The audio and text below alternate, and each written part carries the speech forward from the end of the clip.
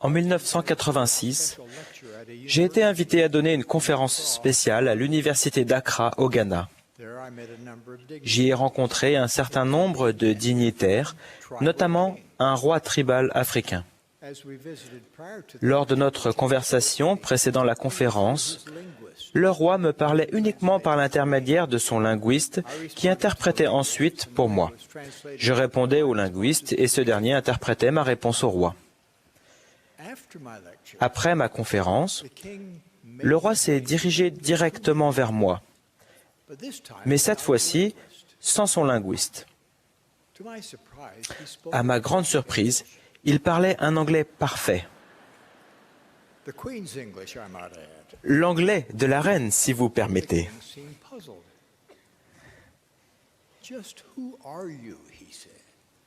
Il semblait perplexe. Il m'a demandé « Qui êtes-vous exactement ?» J'ai répondu « Je suis un apôtre ordonné de Jésus-Christ. » Le roi a demandé « Que pouvez-vous m'enseigner à son sujet ?» J'ai répondu par une question. « Puis-je vous demander ce que vous savez déjà ?» Sa réponse révélait qu'il était un étudiant sérieux de la Bible et quelqu'un qui aimait le Seigneur. Je lui ai alors demandé s'il était au courant du ministère de Jésus-Christ auprès du peuple de l'Amérique ancienne. Comme je m'y attendais, il ne l'était pas. Je lui ai expliqué qu'après sa crucifixion et sa résurrection, le Sauveur s'est rendu auprès du peuple de l'Amérique ancienne où il avait enseigné son évangile. Il avait organisé son Église et avait demandé à ses disciples de tenir des annales de son ministère parmi eux. J'ai ajouté, ces annales sont ce qu'on appelle le livre de Mormon. Elles sont un autre témoignage de Jésus-Christ. Elles vont de pair avec la Sainte Bible. À ce stade, le roi était très intéressé.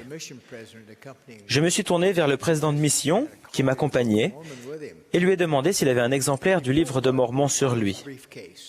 Il en a sorti un de sa mallette. Je l'ai ouvert à 3 Néphi, chapitre 11, et ensemble, le roi et moi avons lu le sermon du Sauveur aux Néphites. Je lui ai offert ensuite l'exemplaire du livre de Mormon. Sa réaction s'est gravée dans mon esprit et dans mon cœur à tout jamais. Vous auriez pu m'offrir des diamants ou des rubis, mais rien n'est plus précieux à mes yeux que cette connaissance supplémentaire au sujet du Seigneur Jésus-Christ. Après avoir ressenti la puissance des paroles du Sauveur dans 3 Néphi, le roi a proclamé « Si je suis converti et deviens membre de l'Église, j'amènerai toute ma tribu avec moi. » J'ai répliqué « Oh roi, c'est pas ainsi que cela fonctionne. La conversion est une affaire individuelle. Le Sauveur a servi les Néphites un par un. Chaque personne a reçu un témoignage de l'Évangile de Jésus-Christ.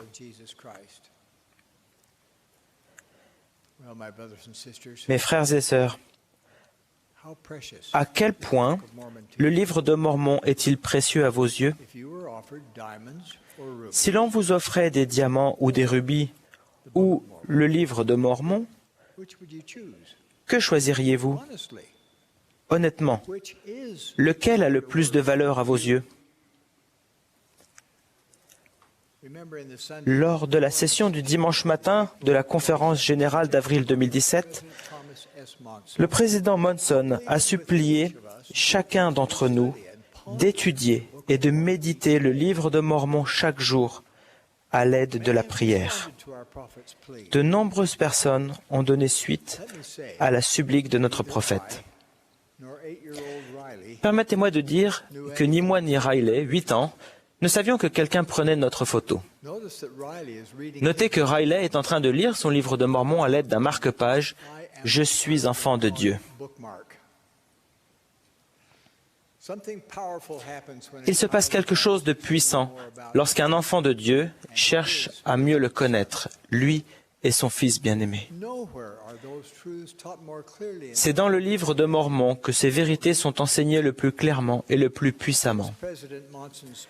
Depuis l'invitation du président Monson il y a 6 mois, j'ai essayé de suivre sa recommandation.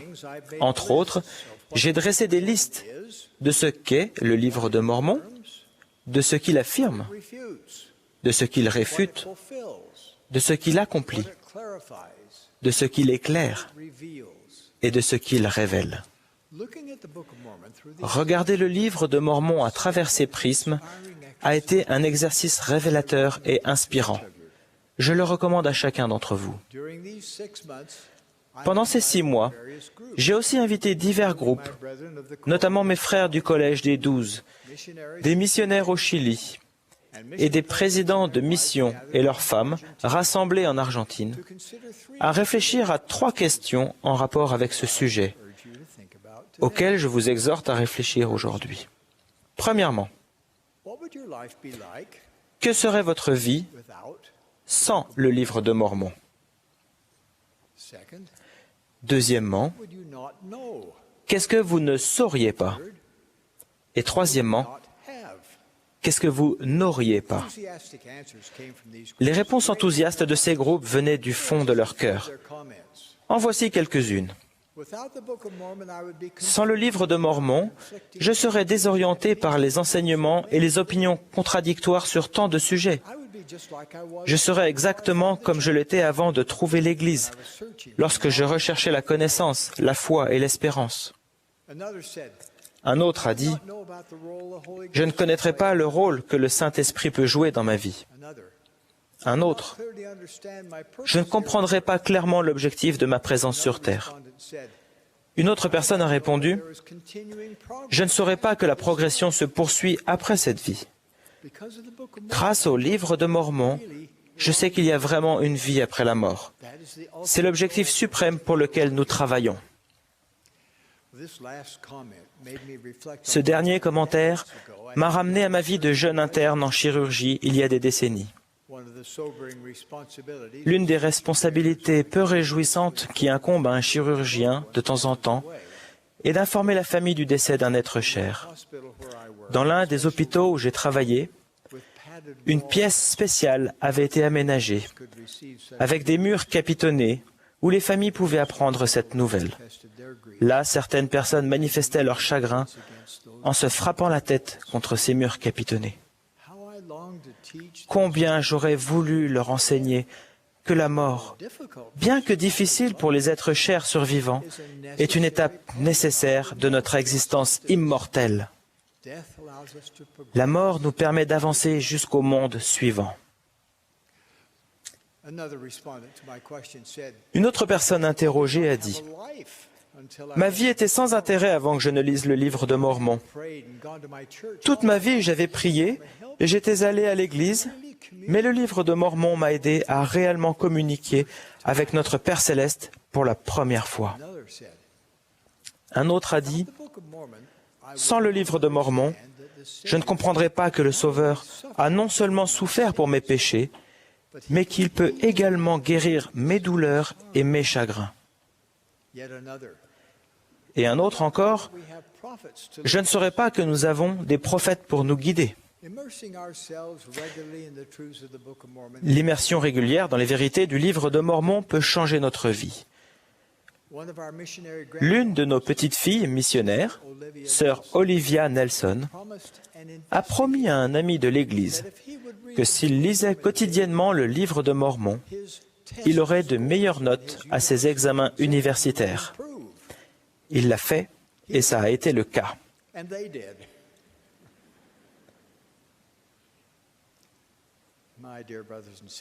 Mes chers frères et sœurs, je témoigne que le livre de Mormon est véritablement la parole de Dieu.